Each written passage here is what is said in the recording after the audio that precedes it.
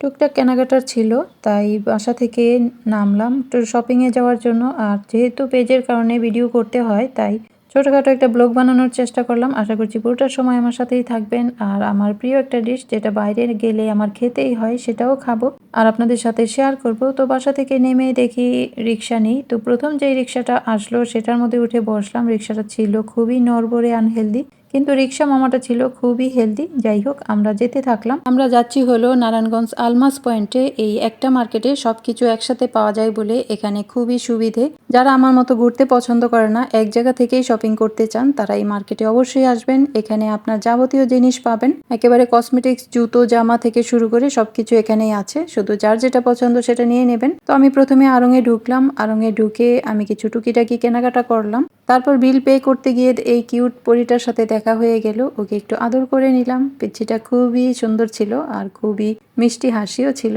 যাই হোক, এখান থেকে আমরা বিল পে করে তারপর গেলাম আমি একজোড়া জুতো নেব। তো প্রথমে অ্যাপেক্সে ঢুকলাম। অ্যাপেক্সে ঢুকে দেখলাম যে তাদের কোনো ভেরিয়েশন নেই, সেই আগের পুরনো ডিজাইনগুলোই এখনো সাজিয়ে রেখেছে। তো এখানের যে ডিজাইনগুলো আছে সুন্দর সুন্দর, সেগুলো সবই আমার কালেকশনে ছিল, তাই এখান থেকে আর কিছুই কিনলাম না। তো এখান থেকে বের হয়ে গেলাম, যেহেতু পছন্দ হয়নি, নতুন কোনো জুতো নেই। তো এখান থেকে বের হয়ে এর অপর সাইডের এই দোকানটাতে ঢুকলাম। এখানে ঢুকে প্রথম যে জুতোটা দেখলাম, এর মধ্যেই আমার চোখটা আটকে গেল। তো এটাই আমি নিয়ে নিলাম। জুতোটা আমার খুবই পছন্দ হয়েছে। তো এখানেও বিল দিয়ে আমরা চলে গেলাম একেবারে টপ ফ্লোরে। তো আসলাম শেফ টেবিলে। এখানে কিন্তু সব ধরনের খাবার পাওয়া যায়, আপনার যার যেটা রুচি সেটাই খেতে পারবেন। একেবারে ফুচকা থেকে শুরু করে সব কিছুই আছে। তো আমার আবার ফুচকাটাই বেশি ভালো লাগে। বাইরে আসলে আমি এটা অবশ্যই খেয়ে তারপর বাসায় যাই। তো আমি দই ফুচকাটা নিলাম আর সাথে চটপটিও নিলাম। আর দই ফুচকাটা এখানের খুবই ভালো, অসম্ভব মজা হয়। একবার যদি এটা খান তাহলে এটার ফ্যান হয়ে যাবেন। তো আমি টপাটপ খেয়ে নিলাম আমার প্রিয় জিনিসটা। আর সাথে ছিল চটপটি। চটপটি থেকে ফুচকাটাই বেশি মজা।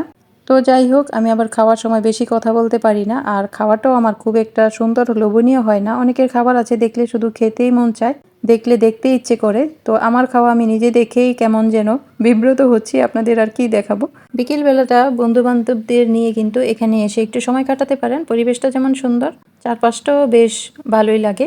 তো যাই হোক, আমরা খাবারটা অর্ডার দিয়ে কিছুক্ষণ ওয়েট করেছিলাম। আর ওয়েট করার সময়কার এখানে উপর থেকে চারপাশের ভিউটাও দেখছিলাম। ফুচকা চটপটি খেয়ে সবাই খায় ঠান্ডা, আর আমি খাই গরম। আমার আবার ক্যাপাচিনোটা খুবই প্রিয়। তো এখানের ক্যাপাচিনোটা খুবই ভালো লাগে। এখানে বসে ক্যাপাচিনো যারা পছন্দ করেন তারা কিন্তু এখানে এসে ক্যাপাচিনো কফিটাও খেতে পারেন। তো আমরা কফিও খেয়ে নিয়েছিলাম।